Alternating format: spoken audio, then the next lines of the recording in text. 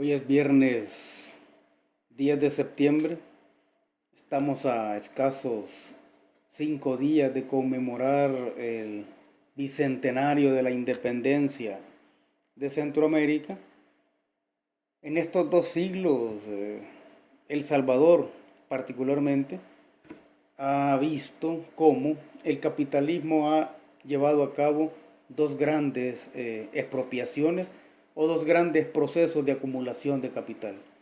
A finales del siglo XIX, con la expropiación de las tierras comunales y los ejidos para convertirlos en la gran hacienda cafetalera que gestó las bases para la fundación o el surgimiento de una oligarquía realmente poderosa en lo político y lo económico.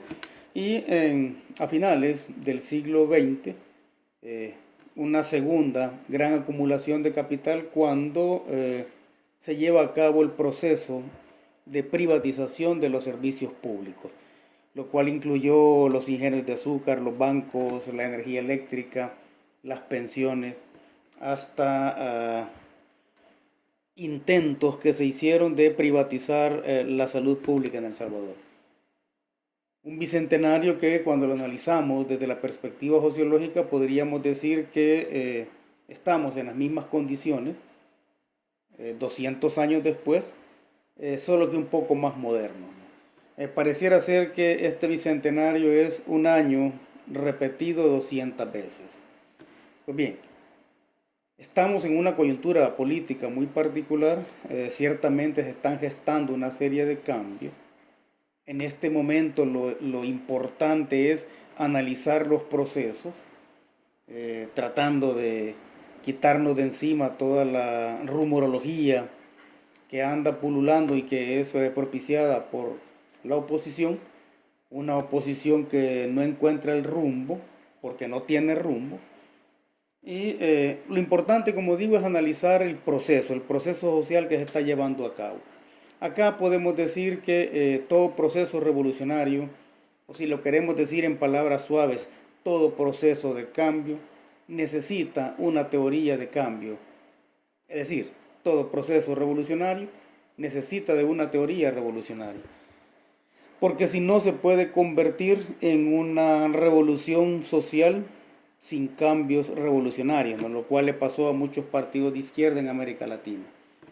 En el espacio entre eso nuevo que quiere surgir y lo viejo que se niega a morir, obviamente surgen transformaciones y surgen deformaciones, ¿no? Nadie en su sano juicio va a esperar que un proceso de cambio realmente significativo de la noche a la mañana borre todos los vicios del pasado, ¿no? Sin embargo, como digo, lo importante es iniciar un proceso de transformación o de transformaciones que sabemos que van a tener sus deformaciones. El punto acá es estar consciente de cuáles son esas deformaciones y resolverlas. En ese espacio entre lo nuevo que quiere surgir y lo viejo que se niega a morir, surgen los fantasmas, ¿no? Los fantasmas del no cambio, los fantasmas de la reacción. En este momento, si nosotros quisiéramos caracterizar la coyuntura política que estamos viviendo, vamos a decir que hay tres consignas que podríamos decir son las tres consignas del momento, ¿no? Estamos en lo que podríamos denominar como un gobierno puente o un gobierno de transición. Eso es, en términos sociológicos, eso es el gobierno de Nayib Bukele, ¿no? Un gobierno puente o un gobierno de transición de lo viejo que hemos venido conociendo y lo nuevo que como pueblo queremos conocer. Y esas tres consignas del momento serían que en este gobierno, que quiere ser el puente entre lo nuevo y lo viejo, en este momento el gobierno debe hacer que el Estado transite de ser un fetiche a ser un sujeto social o a ser un movimiento social. Ciertamente se pueden sentar las bases para que el Estado deje de ser el fetiche que todos conocemos y se convierta en un sujeto social o se convierta en un movimiento social. Las mejores pruebas de que eso es posible las dio la pandemia misma, ¿no?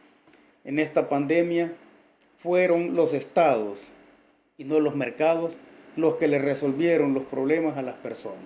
Entonces existe esa posibilidad, están creadas las condiciones objetivas y subjetivas como para convertir el estado fetiche en un estado sujeto social o en un estado movimiento social.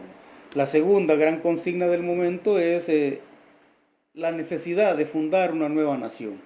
Y si se quiere fundar una nueva nación, hay que redactar, obviamente, una nueva constitución. Hay que definir quiénes son los nuevos sujetos y estos nuevos sujetos, para decirlo en términos amplios, sería la ciudadanía, ¿no? La ciudadanía que quiere construir un proyecto de nación del cual se sientan parte. Y la tercera consigna del momento es la necesidad de instaurar una nueva lógica política.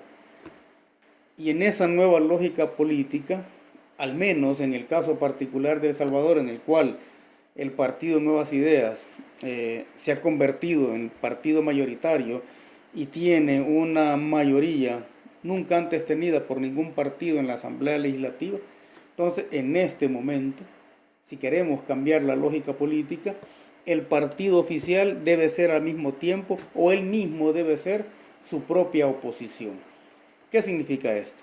Significa que el partido oficial debe revisar todo lo que fueron su proceso, o los procesos de construcción y los procesos electorales que lo llevaron a donde está, y revisar en función de esos procesos, revisar en función de esas promesas, qué es lo que se está cumpliendo, qué es lo que no se está cumpliendo y cuáles son las desviaciones que se puedan estar dando en ese momento. Eso significa ser la oposición vista en el mismo partido que no es oposición. Y es que en El Salvador no existe una oposición real, ¿no? Arena y el FMLN no son oposición. Esos dos partidos no saben a qué oponerse, no saben cómo reponerse, y eso viene a demostrar lo que ya estaba demostrado, ¿no?, ampliamente en los años anteriores, que es una oposición realmente pobre, pobre en lo intelectual, en lo ideológico, en lo organizativo y en lo movilizativo, ¿no? Entonces, no contamos en este momento con una oposición política seria, con una oposición que tenga propuestas realmente serias, sino que lo que vemos es a dos partidos políticos y los partidos élites que tiene, generando una serie de rumores que en última instancia le terminan reventando en la cara. Porque se empiezan a levantar, los partidos de oposición empiezan a levantar una serie de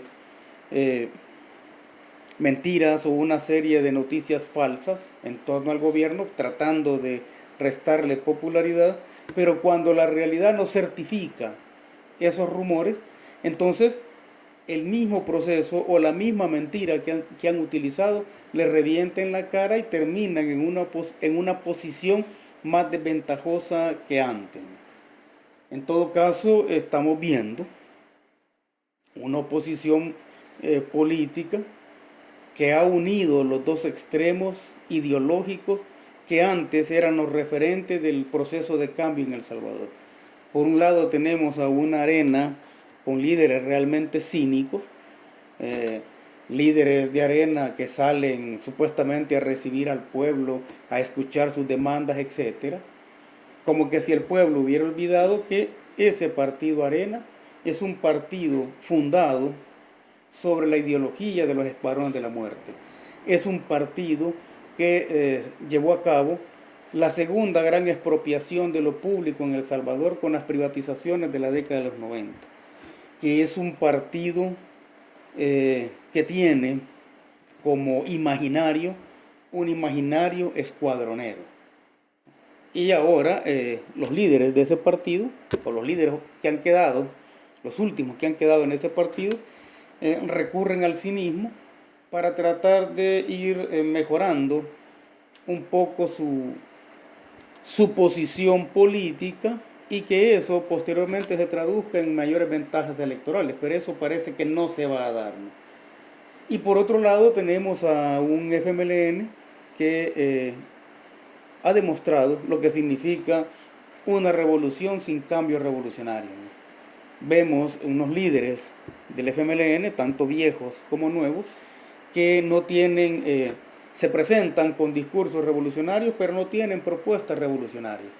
Entonces, y el hecho más significativo que denuncia que son un partido revolucionario sin propuestas revolucionarias es que lo vemos de la mano con el partido Arena, ¿no? Y eso dice mucho. En un intento desesperado por mejorar su situación político-electoral, el FMLN ha recurrido a una serie de consignas viejas que siguen siendo válidas en su esencia, ¿no? Pero que los conceptos que están utilizando no son los más apropiados para interpretar la realidad, ¿no? Y están volviendo a las consignas del pasado porque en ese pasado fue cuando tuvieron su mejor momento, pero olvidan los líderes actuales que esos mejores momentos del FMLN era porque tenían los mejores líderes y porque tenían una amplia masa organizada del pueblo que respaldaba todas las propuestas. Entonces, esa oposición es una oposición que no sabe a qué oponerse ni sabe cómo reponerse, ¿no? Y ahí lo vemos como que si estuvieran en el siglo XVIII y XIX, ¿no? Con los ludistas lo vemos protestando contra una moneda, cuando el problema no es la moneda, o lo vemos incitando a la destrucción de cajeros automáticos, así como en el siglo XIX los artesanos ingleses recurrieron a la destrucción de las máquinas porque creían que ellas eran realmente las perversas. Y entonces vemos una oposición realmente empobrecida, ¿no? Vemos a una oposición que está defendiendo la Constitución de El Salvador, que fue redactada y monitoreada por el líder y fundador de los Escuadrones de la Muerte, una constitución que fue hecha para la guerra contra el pueblo. Entonces vemos a un movimiento popular supuestamente defendiendo una constitución totalmente antipopular. Ahora, lo que está pasando, como digo, es un proceso político que puede significar un puente que nos lleve de lo viejo a lo nuevo. Obviamente pueden ocurrir muchas cosas de aquí en adelante, pero lo que estamos viendo hasta el momento es un gobierno puente o un proceso político que quiere transitar de lo viejo, que está ligado a la corrupción y la impunidad, hacia lo nuevo, ¿no? Y para ello debe tomar una serie de medidas, ¿no? Estamos viendo una propuesta de una nueva constitución. El solo hecho de que en una constitución diga de que cualquier persona que hable de un tema en particular va a ser encarcelada, y me refiero a la reelección, ese solo artículo hubiera sido suficiente como para que nosotros iniciáramos un proceso de cambio de la Constitución. Pero bien, eso es lo que estamos viendo en este momento, ¿no? ¿Qué es lo que está pasando? Y eso es lo que no logra captar la oposición, ¿no? Lo que estamos viendo es un proceso de confianza, ¿sí? Y eso explica por qué, a pesar de que se utilicen una serie de acusaciones, difamaciones, etiquetas que se le pongan, sobre todo al presidente Nayib Bukele, vemos que eso no tiene ningún efecto, que tiene un efecto mínimo, porque lo que estamos viendo es un proceso de confianza, ¿no? La gente tiene confianza en un líder o tiene confianza en un movimiento.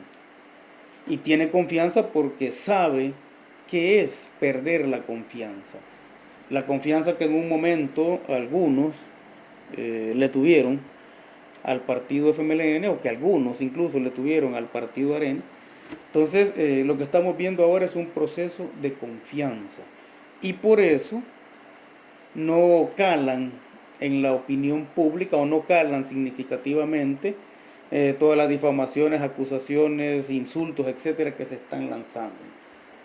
Últimamente lo que hemos visto, y que seguro va a ser el material que va a usar la oposición, es lo de permitir la reelección presidencial. Ahora, que se permita la reelección no significa que automáticamente el presidente que se lance va a ser reelecto, ¿no? Que se permita la reelección significa que se puede presentar como candidato y que en ese proceso puede ganar o puede perder las elecciones. En Estados Unidos es permitida la reelección en 2 ocasiones consecutivas. Donald Trump es la muestra de que la reelección no es automática. Él se lanzó a la reelección y las perdió, ¿no? En todo caso, estamos viendo que es permitida, ya por constitución o por una interpretación constitucional es permitida la reelección y al menos desde la sociología política nosotros no le vemos ningún problema a eso, porque en última instancia quien decide si un presidente va a ser reelecto es el pueblo con su voto. Si la oposición viene diciendo de que eso va a generar algún tipo de fraude, ellos mismos se atacan, por eso digo, siempre se atacan ellos mismos. Entonces significa que ellos en 30 años que estuvieron en el poder no fueron capaces de construir unos tribunales electorales o unos mecanismos electorales que fueran a prueba de cualquier tipo de fraude, ¿no? En todo caso, como digo, estamos viendo eso, estamos viendo reformas a la Constitución que le están dando más participación al pueblo, y en el caso particular de la reelección va a ser el pueblo ejerciendo su soberanía, va a ser el pueblo el que va a decidir si es reelecto o no.